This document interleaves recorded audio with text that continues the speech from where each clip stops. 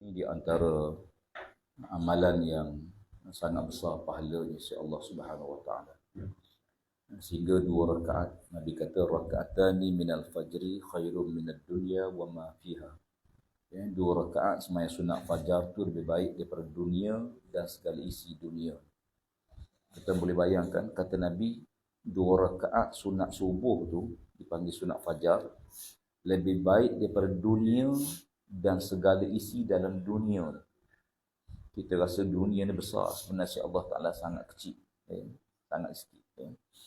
Jadi biasa pada subuh Jumaat ni ada 2-3 amalan yang digalakkan kita beramal pada hari Jumaat.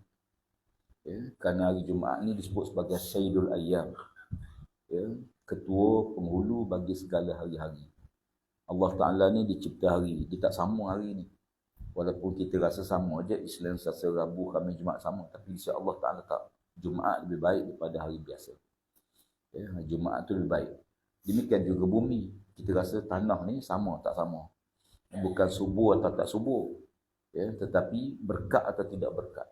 Mekah tu lebih mulia daripada tanah lain. Kalau kita tengok Mekah ni bukan tanah subur, tak ada pokok hidup pun. Allah sebut dalam Quran, wadin ghaizan, lembah yang kering kontang, tak ada apa. Tapi bumi tu yang diberkati Allah Ta'ala. Allah Ta'ala hantar manusia tidak di bumi macam Malaysia ni tak. Nabi Adam AS bukan turun di Malaysia, bukan turun tempat yang kebun banyak, bukan sungai banyak, tapi turun di Mekah ataupun dikatakan di Jeddah, kawasan yang kering kontang. Demikian Allah Ta'ala hantar manusia. Biasanya pada hari Jumaat ni di antara amalan yang kita digalakkan ialah membaca surah Al-Kahfi.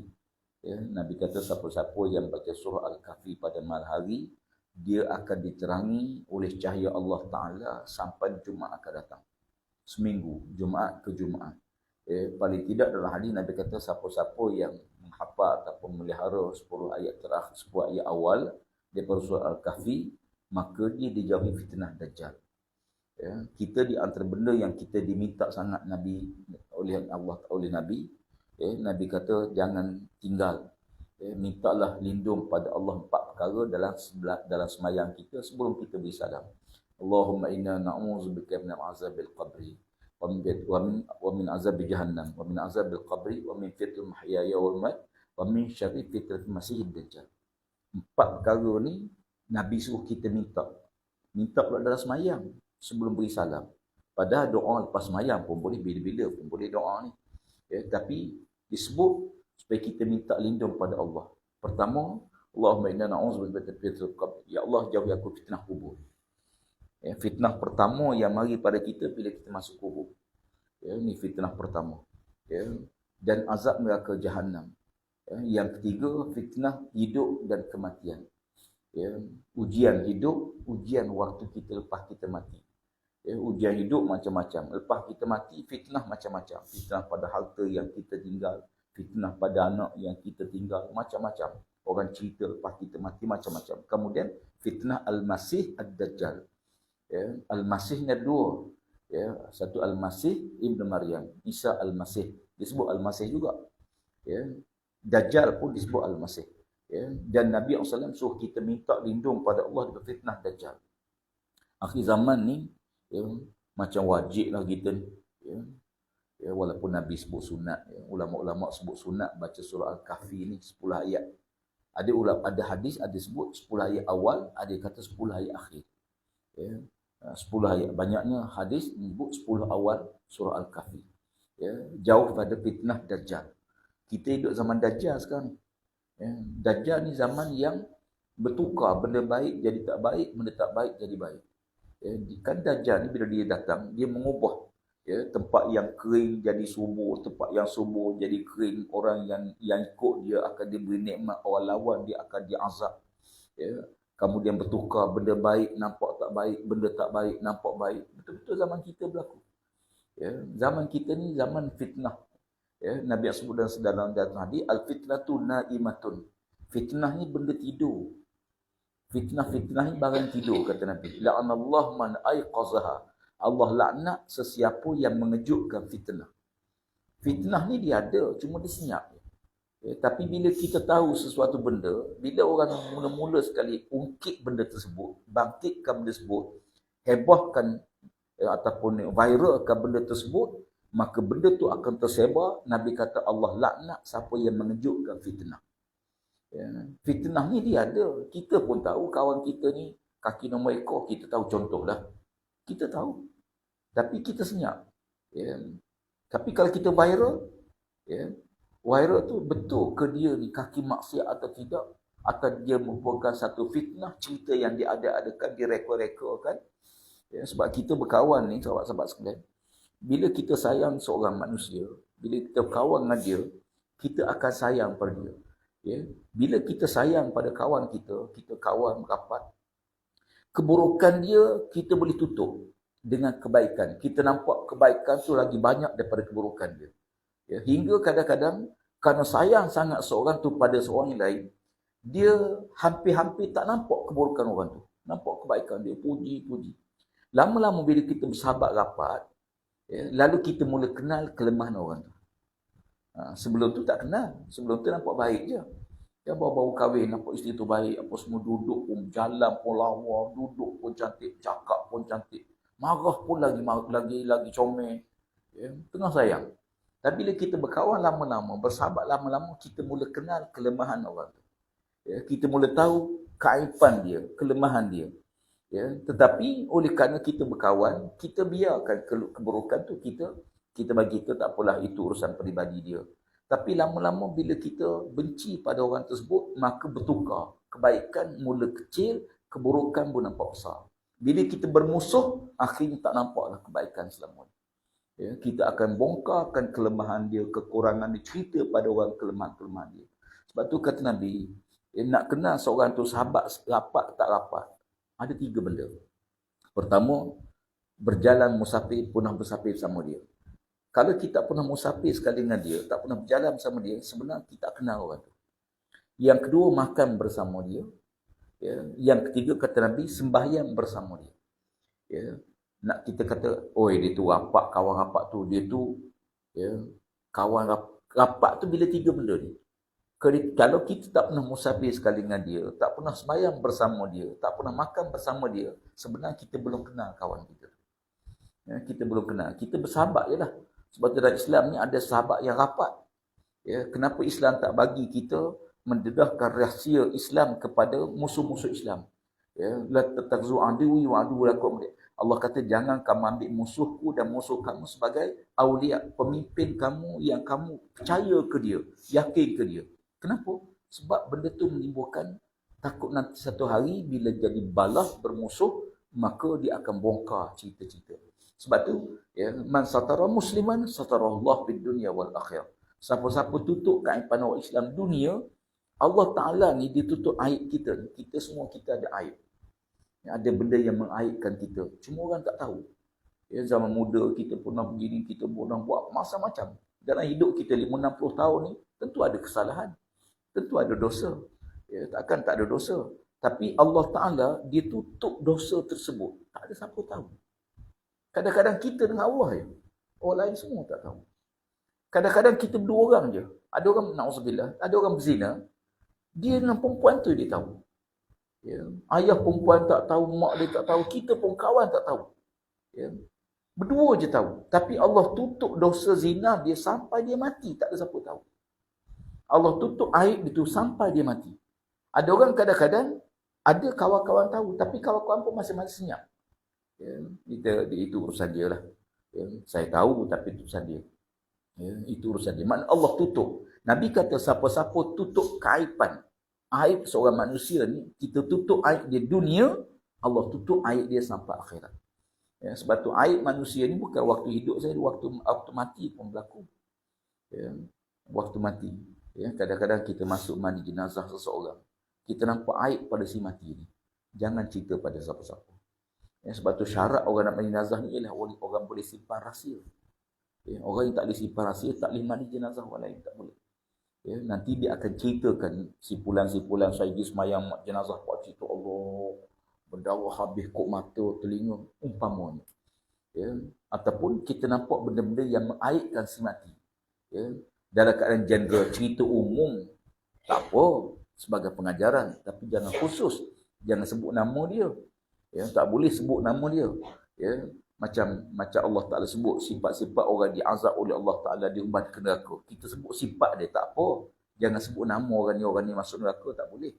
Ya, sebab kita tak tahu urusan dia akhirat macam mana. Ada orang kadang-kadang hidup dunia dia pada muda teruk sangat. Ujung dia, Masya Allah, dia bertaubat pada Allah, jadi seorang yang soleh. Ujung hidup dia. Ada orang kadang-kadang dia pada awal tu baik, sungguh sampai habis baik dia. Masya Allah. Ya. Macam dalam hadis banyak Nabi sebut. Ya. Warjulun wasyabun nasya'a fi ibadatillah yang azza. Pemuda yang dibesar dalam soalan mentaati perintah Allah. Daripada muda sampai tua, kita kenal dia bagus. Orang memang juga.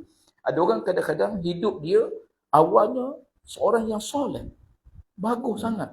Tapi ujung dia, Masya Allah, dia tak sangka langsung. Ujung-ujung dia menentang Allah Ta'ala, durhaka pada Allah. Macam Bal'am bin Ba'urah.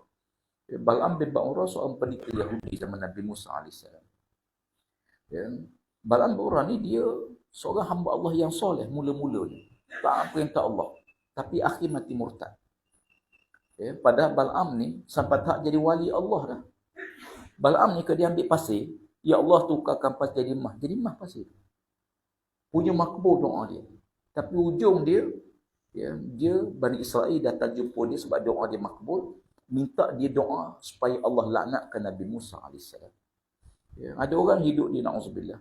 Dan ada orang kadang-kadang hidup dia, di awalnya seorang yang bagus sungguh, sampai dia empat kan. Hidup awalnya baik, ujungnya tak baik. Yang kedua, awalnya baik, sampai ujungnya baik. Yang tiga, awalnya tidak baik. Macam Abu Sufyan, siapa sangka? Abu Sufyan lawan Nabi, durhaka kepada Nabi. Tapi akhirnya menjadi sahabat Nabi SAW. Umar Al-Khattab nak bunuh Rasulullah. Siapa sangka satu hari Umar Al-Khattab jadi khalifah Nabi, wafat ke bumi sebelah Nabi SAW. Tak pernah kita fikir. Ada orang kadang-kadang dunia orang tak kenal dia. Tak tahu pun siapa dia. Tapi malaikat semua kenal dia. Hebat orang macam ni. Tapi dunia tak kenal. Nama dia pun orang tak tahu. Tak ada viral siapa pun. Macam kalau kita tengok di antara tokoh-tokoh sejak zaman Nabi atau zaman kita pun ada orang macam tu. Dia dekat dengan Allah walaupun makhluk tak kenal dia. Ada orang hebat atas dunia tapi malaikat tak kenal dia. Jadi sahabat-sahabat sekalian, di antara surah Al-Kahfi ni ialah surah yang turun di Mekah, surah ni. Surah Kahfi ni turun di Mekah, kecuali 3 ayat turun di Madinah. 3 ayat turun di Madinah, yang lain ialah surah yang turun di Mekah. Dan ini termasuk 5 ayat dimulakan dengan perkataan Alhamdulillah. 5 surah dalam Quran ada 5 surah yang dimulakan dengan perkataan Alhamdulillah, termasuk surah Al-Kahfi. Dan surah Al-Kahfi ni dia masyhur, kisahnya ada 3 kisah yang besar dalam surah Al-Kahfi. Yang pertama Ashabul Kahfi, cerita Ashabul Kahfi sendiri. Yang kedua cerita pemilik kebun. Yang ketiga cerita Zulkarnain. Dan waktu Nabi di Madinah, orang Yahudi mari jumpa Nabi, nak uji Nabi SAW. Di Madinah masa tu Yahudi ramai. Yahudi ramai di Madinah. Dan Nabi SAW di awal-awal baik dengan Yahudi. Nabi buat perjanjian pun. Perjanjian damai. Yahudi pun baik dengan orang Islam. Nabi pernah gadai baju besi dia kepada Yahudi. Tapi akhirnya Yahudi ni khianat. Lepas tu Nabi perang dengan Yahudi. Sebab tu kadang-kadang tengok sirah ni kita kena tengok. Jangan tengok kenapa dulu Nabi baik, mesti ada sebab. Kenapa Nabi musuh Yahudi, mesti ada sebab. Hukum ni bila berubah sebab, berubah hukum. Dia panggil dalam kaedah fiqh usul fiqh, dia panggil bila ubah illah. Illah ni sebab, maka hukum akan berubah. Umpama kita isap rokok, kalau daun rokok biasa orang kampung, tak ada apa. Tapi kalau buh ganja, buh dadah, berubah hukum jadi haram. Asalnya macam wuduk. Asal wuduk ni bukan wajib, sunat je. Ambil semayang hukum sunat. Tapi bila nak semayang, berubah hukum jadi wajib. Tak sah semayang tanpa wuduk. Padahal wuduk ni asalnya sunat je, bukan wajib. Tapi bila nak semayang, dia berubah hukum. Nabi waktu mula sampai Madinah, baik dengan Yahudi sebab Yahudi baik dengan Islam. Tapi Yahudi bila Yahudi khianat, buat perjanjian dengan musuh, maka Nabi perang. Nama perang Nabi serang Khaybar. Perang Khaybar ni perang lawan Yahudi. Baik. Yahudi di Madinah ni, dia mari jumpa Nabi. Dia nak tahu betul Muhammad ni Rasulullah betul ke orang yang mendakwa sebagai Rasul. Kan zaman kita ramai dakwa Imam Mahdi. Lebih pun ada tak? Dakwa Imam Mahdi. Jengka ada. Imam Mahdi. Di Gombak, di Selangor. Ramai dakwa Imam Mahdi. Ya. Saya kawan saya seorang meninggal. Dia menuntut, dia pergi belajar dengan pakcik tu. Pakcik tu mengaku Imam Mahdi. Ya. Macam-macam ayah ping aku jadi kerajaan langit langsung. Ramai. Jadi pada masa tu ramai mendakwa dia Rasul. Yahudi mari jumpa. Ada satu benda yang tak ada siapa tahu. Melainkan orang ni Rasul saya dapat tahu. Ialah cerita Ashabul Kahfi. Dia kata, ya Muhammad, apa kamu tahu tentang Al-Kahfi? Ashabul Kahfi. Ya. Maka Nabi SAW baca Al-Quran tentang Ashabul Kahfi. Maknanya, dia kata, kalau betul ya Muhammad kamu Rasul, kamu akan tahu cerita ni. Hanya Rasul saja Allah beritahu cerita ni. Sebab cerita ni berlaku sebelum Nabi Isa AS. Setengah orang mengatakan sebelum Nabi Musa AS. Ashabul Kahfi. Ya. Mereka ni, ya, Wairo bau ni tentang Ashabul Kahfi ni, siapa dia ni? Kristian Nasrani ke ataupun Kristian? Dia bukan Kristian. Ya. Nasrani merujuk kepada Nasara, pengikut Nabi Isa AS. Yang beriman Nabi Isa AS. Ya. Bukan yang menyeleweng Nabi Isa, tu penentang-penentang dia. Ashabul Kahfi ni ada kitab. Ya. Dia beriman dengan Allah Subhanahu. Allah Subhanahu wa ta'ala, innahum fityatun amanu bi rabbihim. Mereka ni pemuda yang beriman dengan Tuhan mereka. Ya. Nahnu naqussu 'alaika naba'ahum bil haqq. Kami cerita pada kami Muhammad kisah yang sebenar-benar berlaku. Apa dia? Kisah pemuda. Berapa orang? Saya pergi baru kebetulan balik 2-3 minggu lepas. Pergi ke Jordan, pergi ke Ashabul Kahfi. Ya. Ada 7 kubur. Betul ke 7? Sebab Quran tak sebut bilangan dia. Allah kata Allah rahsiakan. Ya, tak ada siapa tahu bilangan mereka sebenar, melainkan Allah Ta'ala. Ya, saya tengok dalam gua tu ada 7 kubur. Ya, 1, 2, 3, 4. Di sini pun 3. 1, 2, 3. Dia kata 7. Ada dua kubur yang meragukan. Sebab tidak menghadap kiblat yang sebenar. Ya, wallahu alam, Allah yang tahu berapa bilangan mereka. Berapa lama dia tidur? 300 tahun. Ya, 300 tahun. Ya, bangun-bangun masing-masing tanya, ya, berapa lama kita sini? Ada kata mungkin sehari, mungkin separuh hari. Akhir rasa lapar, dia hantar seorang pemuda pergi beli ke bandar. Ya. Dan akhirnya kisah dia terbongkar bila dia masuk semula bawa balik roti, tengok-tengok kawan dia semua meninggal dunia, lalu Allah matikan dia. Ya. Jadi kisah ni sebenarnya nak cerita, bukan nak cerita zaman yang pertama, pemuda ni beriman dengan Allah. Ia paling penting sekali. Ya. Bukan sejarah dia, tapi keimanan dia.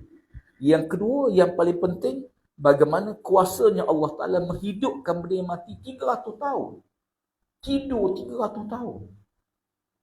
Masya Allah. Ya. Kita ni tidur, kalau tidur 300 tahun, bangun-bangun pakaian macam pakai 300 tahun dulu. Duit bawa pun duit 300 tahun dulu. Sampai masa dia keluar daripada gua tu, berubah semua, perubahan banyak berlaku. Haji yang zalim pun mati dah.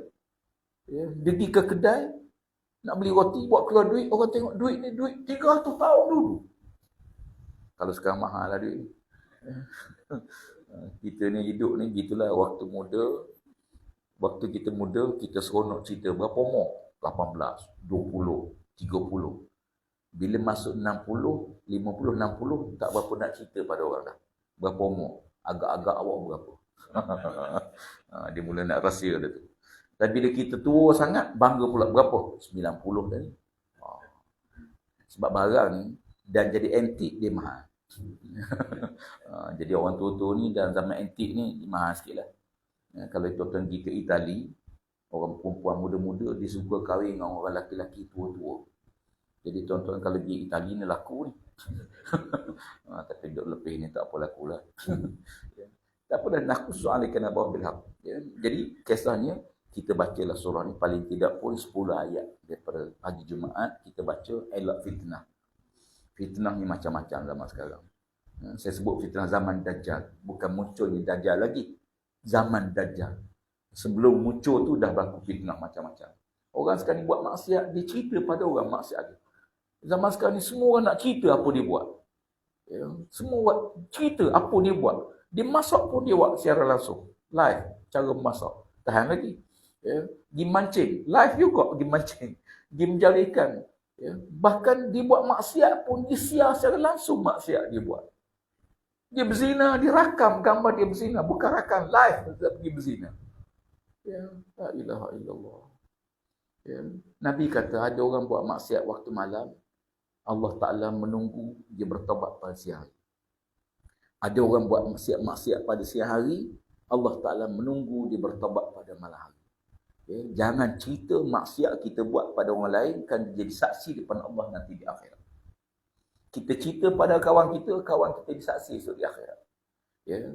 Maka kan itu siapa-siapa yang kesimpulan kuliah saya satu je apa dia? Penghalang kita masuk surga ialah dosa. Maka hidup kita minta ampun banyak pada Allah Ta'ala. Istighfarlah. Ya. Fakustaghfiru rabbakum innahu kana ghaffara. Kata Nabi Nuh kepada kaum dia, minta ampunlah pada Allah. Kerana Allah Ta'ala tu Maha Pengampun.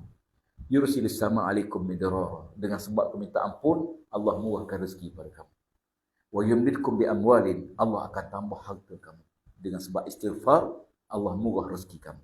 Dengan sebab istighfar, Allah Ta'ala wa yumdidkum bi amwalin wa banin. Dapat anak suriat dengan sebab istighfar. Rupanya istighfar ni banyak sangat. Kita penghalang kita masuk surga Allah Ta'ala, satu ni je. Dosa. Dosa je. Penghalang masuk surga, dosa. Penghalang kita dapat rahmat Allah, dosa. Penghalang dapat keberkatan, dosa. Maka hidup kita, saya minta ampun pada Allah Subhanahu Wa Ta'ala. Kalau kita buat siang hari, salah siang hari, jangan tangguh malam hari. Bacalah penghulu istighfar. Ya. Penghulu Allahumma anta rabbi la ilaha illa anta khalaqtani wa ana abduka wa ana ala ahdika wa adika mastata'tu. Ini penghulu istighfar. Nabi kata siapa-siapa yang baca istighfar ni siang hari, nescaya Allah Ta'ala akan ampunkan semua dosa dia walau sebanyak langit bumi dosa dia sekalipun. Ya. Dan kalau dia buat dosa malam hari, maka dia minta ampun pada Allah Ta'ala walaupun sebanyak buih di lautan dosa sekalipun, maka Allah Ta'ala ampunkan. Iaitu dosa-dosa yang tidak syirik pada Allah. Adapun dosa besar yang melibat manusia, kita kena minta maaf dengan kawan kita. Adapun dosa kita dengan Allah, mudah-mudahan Allah Ta'ala ampun dosa kita. Wallahu'alam. Mudah-mudahan sikit sebanyak pada pagi ini Allah Ta'ala merahmati kita dan mengamat dan menjauhkan kita daripada fitnah hidup, fitnah kematian, fitnah Dajjal dan fitnah yang sedang melebar dalam masyarakat kita pada waktu ini. Semoga Allah Ta'ala merahmati kita bersama insyaAllah. Wallahu'alam. A'udzubillahi minasyaitanirrajim. Bismillahirrahmanirrahim. Alhamdulillah Rabbil Alamin. Wassalatu wassalamu ala asyrafil anbiya wal mursalin wa ala alihi wa sahbihi ajma'in. Allahumma zidna wa la tanqusna wa akrimna wa la tuhinna warḍana warḍa'na ya arhamar Rabbana iftah bainana wa baina qawmina bil haqq wa anta khairul fatihin. Wa sallallahu ala sayyidina Muhammad wa ala alihi wa sahbihi ajma'in. Walhamdulillahi rabbil alamin. Qabbalallahu